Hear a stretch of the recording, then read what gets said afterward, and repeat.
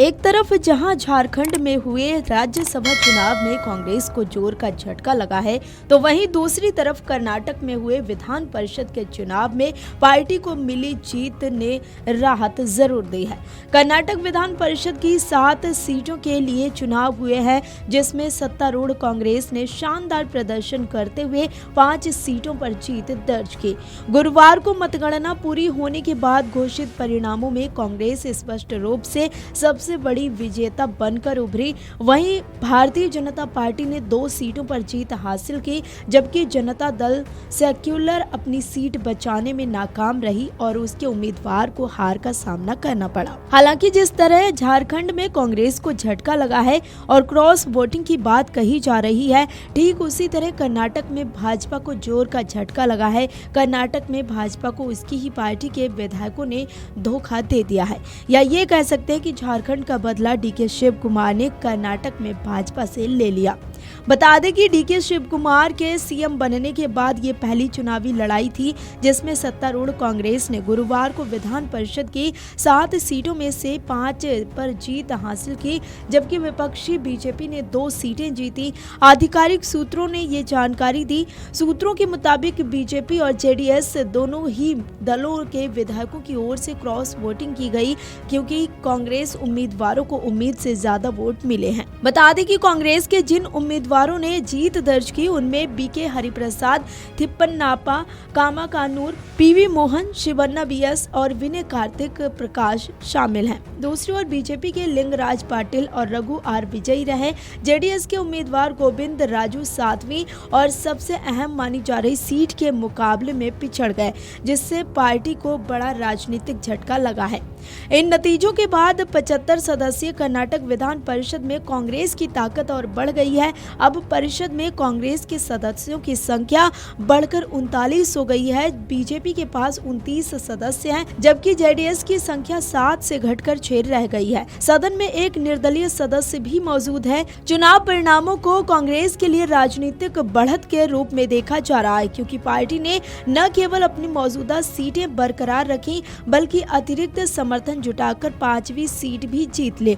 इससे राज्य की राजनीति में कांग्रेस की पकड़ और मजबूत हुई है।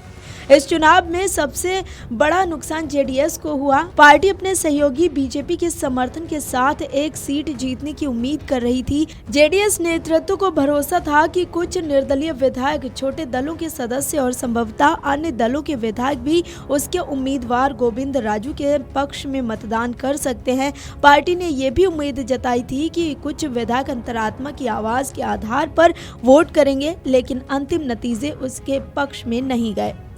कांग्रेस ने रणनीतिक तरीके से अपने वोटों का प्रबंधन करते हुए 5वीं सीट पर भी कब्जा जमा लिया।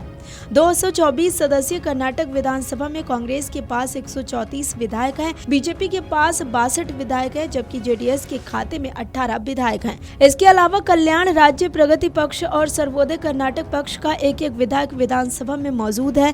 2 निर्दलीय विधायक भी हैं। 3 अन्य सदस्य विभिन्न श्रेणियों का प्रतिनिधित्व करते हैं, जबकि विधानसभा अध्यक्ष अलग से शामिल हैं। वर्तमान में विधानसभा की 2 सीटें रिक्त हैं। इतनी संख्या बल ने कांग्रेस को विधान परिषद चुनाव में बढ़त दिलाने में महत्वपूर्ण भूमिका निभाई है। विधान परिषद चुनाव अनुपातिक प्रतिनिधित्व प्रणाली के तहत कराया गया था। इस प्रणाली के अनुसार किसी भी उम्मीदवार को जीत सुनिश्चित करने के लिए 28 वोटों की आवश्यकता थी। कांग्रेस ने अपने पहले 4 उम्मीदवारों को आसानी से 28 वोट दिलाकर निर्वाचित करा लिया। इसके बाद उसके पास 22 अतिरिक्त वोट शेष थे।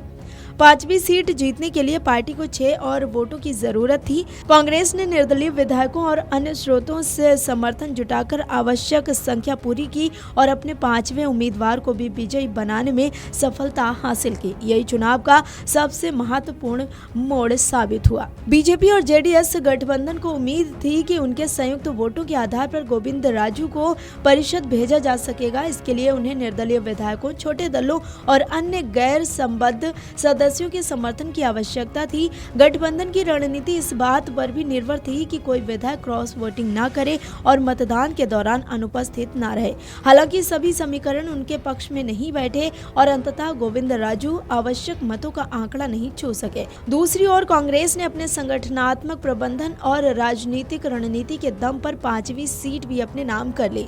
बता दें कि ये चुनाव कराने की इसीलिए जरूरत पड़ी क्योंकि विधान परिषद के 7 सदस्यों का कार्यकाल 30 जून को समाप्त होने वाला है। इनमें कांग्रेस के नसीर अहमद, टिप्पन नापा और बीके हरिप्रसाद, बीजेपी के N Nagaraju, MTB Pratap S Nayak के और सुनील बल्लियापुर और जेडीएस के गोविंद राजू शामिल हैं।